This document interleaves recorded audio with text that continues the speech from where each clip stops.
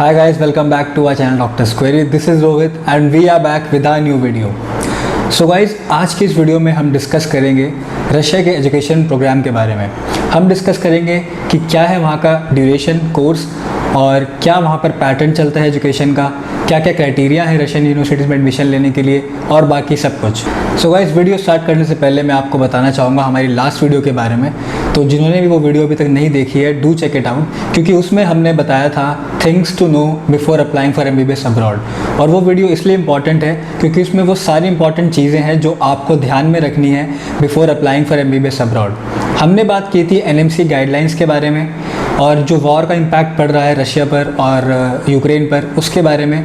और इसके अलावा हमने कुछ इंपॉर्टेंट चीज़ों के बारे में बात की थी जो आपको ध्यान में रखनी है। सो गाइस, सबसे पहले बात कर लेते हैं वॉर के बारे में। दोबारा से आपको रिपीट कर देता हूँ कि जब भी दो कंट्रीज़ के बीच में वॉर होता है तो उसका इम्पैक्ट सिर्फ एक कंट्री पर नहीं पड़ता। अगर यूक्रेन में भी वॉर हो रहा है तो उसका थोड़ा इम्पैक्ट रशिया पर भी पड़ेगा। For now Russia is safe और सारी यूनिवर्सिटीज़ अच्छे से काम कर रही हैं, सारे बच्चे वहाँ पर ऑफलाइन स्टडीज़ कर रहे हैं। और एक चीज़ मैं आपको बताना चाहूँगा कि अगर आप अप्लाई कर रहे हैं रशिया में MBBS के लिए तो कुछ यूनिवर्सिटीज़ हैं, कुछ एरियाज़ हैं जो आपको अवॉइड करने हैं एज अ प्रिकॉशन। जैसे कि कुछ बॉर्डर लाइन यूनिवर्सिटीज़ हैं जो बॉर्डर जोन के अंदर आती हैं, तो वहाँ पर आप अवॉइड कर सकते हैं एडमिशन लेना, क्योंकि इन केस कुछ भी होता है फ्यूचर में तो बॉर्डर पर जो सिटीज़ हैं, जो यूनिवर्सिटीज़ हैं, उन पर इफेक्ट पड़ेगा। तो ये चीज़ आपको ध्यान में रखनी है। बात करते हैं आज की वीडियो के बारे में। तो हम बात करेंगे रशिया के एजुकेशन प्लान के बारे में। सबसे पहले बात करते हैं यहाँ का ड्यूरेशन, कोर्स ड्यूरेशन कितना है। तो रशिया का जो कोर्स ड्यूरेशन है MBBS का, वो 6 ईयर्स का होता है, जिसमें पहले 3 साल आपको नॉन क्लिनिकल सब्जेक्ट्स पढ़ाए जाते हैं और बाकी के 3 साल आपको क्लिनिकल सब्जेक्ट्स पढ़ाए जाते हैं। ये थी कोर्स ड्यूरेशन के बारे में बात। तो चलिए अब हम यूनिवर्सिटीज़ के बारे में जान लेते हैं कि कौन कौन सी यूनिवर्सिटीज़ और किस तरह की यूनिवर्सिटीज़ रशिया में है। तो सबसे पहले हम डिवाइड करेंगे उनको मीडियम ऑफ इंस्ट्रक्शन पर, मीडियम ऑफ टीचिंग पर। तो पहले रशिया में क्या था, 2 तरह से यूनिवर्सिटीज़ डिवाइडेड होती थी।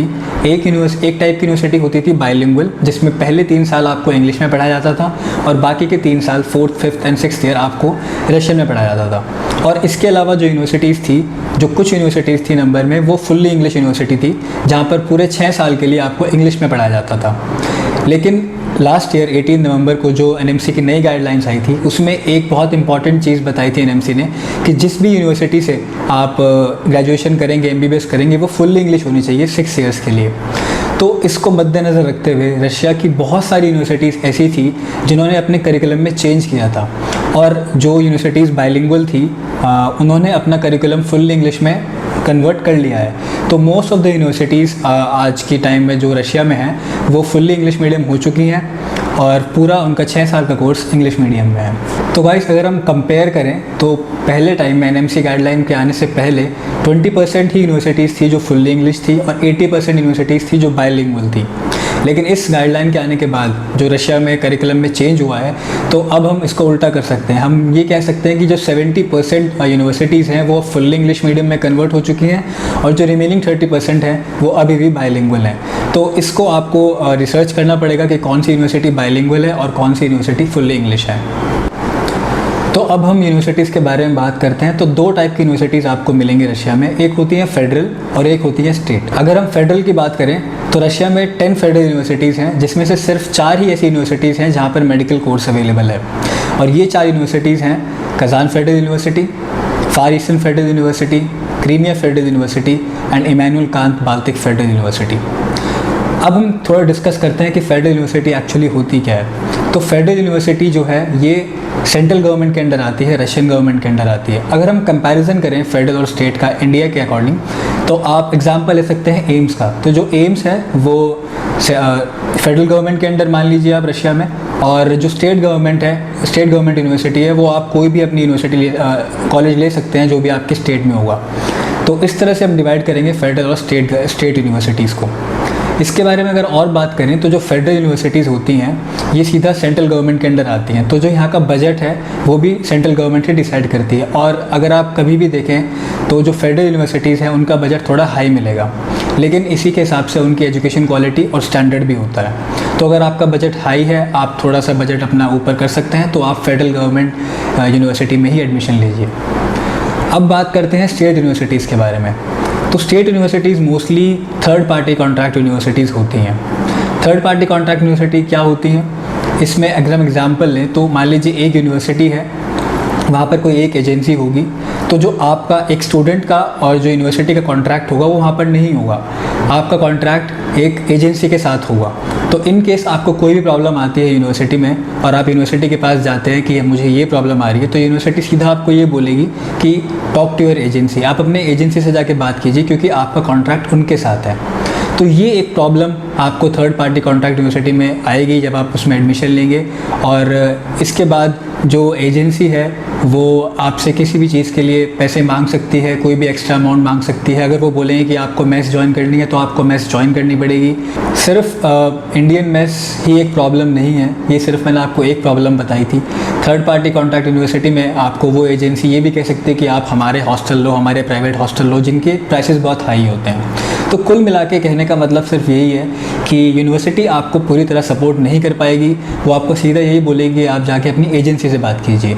तो ये प्रॉब्लम्स आती हैं एक थर्ड पार्टी कॉन्ट्रैक्ट यूनिवर्सिटी के साथ। तो आपके दिमाग में ये भी क्वेश्चन आ रहा होगा कि सिर्फ स्टेट यूनिवर्सिटीज़ ही थर्ड पार्टी कॉन्ट्रैक्ट होती हैं कि फेडरल भी हो सकती हैं। तो मैं आपको बता दूं कि 2020 तक कोई भी federal university third party contract university नहीं थी, बट 2020 के बाद 2 यूनिवर्सिटीज़ ऐसी हैं फेडरल जिनमें थर्ड पार्टी कॉन्ट्रैक्ट आ चुका है। तो सबसे पहली है क्रीमिया फेडरल और सेकंड है Immanuel Kant Baltic federal university.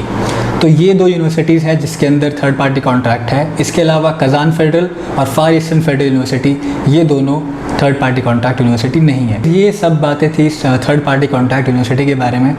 और हम वैसे तो जनरली रिकमेंड नहीं करते हैं थर्ड पार्टी यूनिवर्सिटी कॉन्ट्रैक्ट, क्योंकि बहुत सारे स्टूडेंट्स को प्रॉब्लम फेस आती हैं और वो कर सकते हैं अगर वो एडमिशन लेंगे। स्टिल अगर आपको समझ नहीं आया है तो आप हमें डायरेक्ट कॉन्टैक्ट कर सकते हैं। सारे नंबर्स डिस्क्रिप्शन बॉक्स में दिए गए हैं, हम आपको अच्छी तरह समझा देंगे कि थर्ड पार्टी कॉन्ट्रैक्ट यूनिवर्सिटी क्या होती है।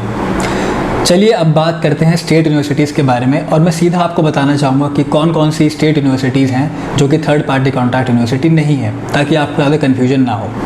तो अगर हम बात करें, सबसे पहले आती है लोबाचेव्स्की स्टेट मेडिकल यूनिवर्सिटी, उसके बाद आती है कबर्दिनो-बाल्केरियन स्टेट मेडिकल यूनिवर्सिटी, उसके बाद Kemerovo state medical university, Kazan state medical university, Kirov state medical university, Ingush state medical university, North Caucasian state medical university, Bashkir state medical university and many more. So guys, जैसा कि आपने देखा कि बहुत सारे options आपको देखने को मिले हैं फेडरल यूनिवर्सिटी, स्टेट यूनिवर्सिटीज़ में, और मुझे नहीं लगता कि अब तक किसी भी स्टूडेंट को इतने सारे ऑप्शंस के बारे में पता चला होगा। और इन ऑप्शंस का एक ही इम्पॉर्टेंस है कि जितनी भी यूनिवर्सिटीज़ हैं इन सबका बजट अलग अलग है। तो एक ऑप्शन, एक जो अपॉर्चुनिटी मिलती है अपने हिसाब से, अपने बजट के अकॉर्डिंग यूनिवर्सिटी चूज़ करने की, वो अब तक शायद स्टूडेंट्स को नहीं मिली थी। बट जैसा कि आप देख सकते हैं, एक ट्रांसपेरेंसी हमने दिखाई है, एक ट्रांसपेरेंट पिक्चर आपको दी है, एक क्लियर कंपैरिजन हमने आपको दिया है फेडरल और स्टेट के बारे में, बाइलिंगुअल और इंग्लिश मीडियम यूनिवर्सिटी के बारे में, और बहुत सारे डिफरेंट बजट्स की यूनिवर्सिटी हमने आपको दी है ताकि आपके पास ऑप्शंस रहें, ताकि आपका करियर सेफ रहे। अब बात करते हैं बजट की, तो जैसे कि हमने आपको बताया था बहुत सारी यूनिवर्सिटीज़ हैं और मिनिमम 20 लाख से लेके मैक्सिमम 35 लाख तक की बजट की यूनिवर्सिटीज़ रशिया में अवेलेबल हैं। इसके अलावा भी कुछ यूनिवर्सिटीज़ हैं, लाइक मॉस्को में जो यूनिवर्सिटीज़ हैं, सेंट पीटर्सबर्ग में जो यूनिवर्सिटीज़ हैं, लेकिन उनका बजट बहुत हाई चला जाता है, 50 to 60 लाख उनका बजट चला जाता है। तो ये भी ऑप्शंस आपके पास अवेलेबल हैं। तो गाइस, अपने आने वाली वीडियोस में हम आपको सीधा कंपैरिजन बताएंगे फेडरल और स्टेट के बारे में, थोड़ा और डिटेल में जाएंगे हर यूनिवर्सिटी के बारे में।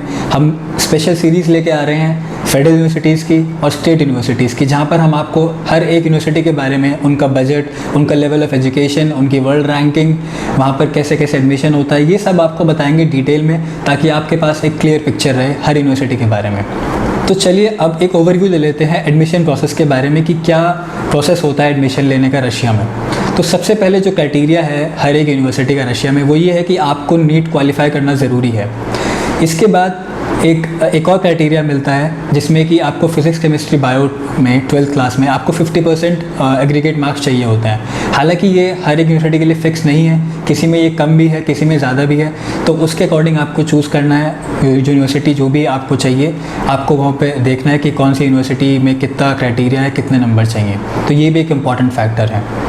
इसके अलावा अगर हम बात करें एडमिशन कैसे होता है, तो सबसे पहले आपको रजिस्ट्रेशन करवाना पड़ता है, आपको डॉक्यूमेंट सेंड करने पड़ते हैं, उसके बाद आपका एडमिशन लेटर आता है, फिर एक एंट्रेंस एग्ज़ाम भी होता है जो कि हर यूनिवर्सिटी में होता है, वो आपको क्वालिफाई करना होता है, उसके बाद आपका इन्विटेशन लेटर आता है और फिर आप रशिया जा सकते हैं, आपका एडमिशन हो जाएगा। तो ये एक ओवरव्यू था एडमिशन प्रोसेस का रशिया में। इसके लिए हम एक डिटेल वीडियो भी बनाएंगे अपने आने वाली वीडियोस में, तो don't be confuse about that. और इसके बारे में आपको डिटेल में बताएंगे किस यूनिवर्सिटी में कितना एलिजिबिलिटी क्राइटेरिया है। सो गाइज़, ये एक ओवरव्यू था MBBS इन रशिया के बारे में। बहुत सारे स्टूडेंट्स को क्वेरीज थी कि कैसे कैसे यूनिवर्सिटीज़ होती हैं, क्या बजट होता है, क्या क्राइटेरिया होता है। तो ये एक ओवरव्यू हमने दिया है और इसकी डिटेल में हम बात करेंगे अपने आने वाली वीडियोज़ में, और उसमें हम सारी यूनिवर्सिटीज़ के बारे में आपको बताएंगे। तो बहुत ही इंपॉर्टेंट और बहुत ही इन्फॉर्मेशन वाली हमारी वीडियोस होने वाली है आने वाली। तो stay tune to our channel and subscribe to our channel. और फिर से मैं एक बात आपको रिपीट करना चाहूँगा कि जो मैंने शुरू में बताया था कि अगर आपको एडमिशन लेना है तो एक प्रिकॉशन आप लेके चलिए, जो भी यूनिवर्सिटीज़ बॉर्डर के पास हैं उसमें आप अवॉइड कीजिए एडमिशन लेना। तो ये आपको ध्यान में रखना है, ये आपको ध्यान में रखना है जब भी आप एडमिशन के लिए अप्लाई कर रहे हैं। So guys, that was all in this video. I hope you like this video, and if you have any query regarding MBBS abroad or MBBS in Russia, feel free to contact us. All the important numbers are given in the description box, and you can also leave your query in the comment section. We will reply you as soon as possible. So guys, stay safe, take care, goodbye.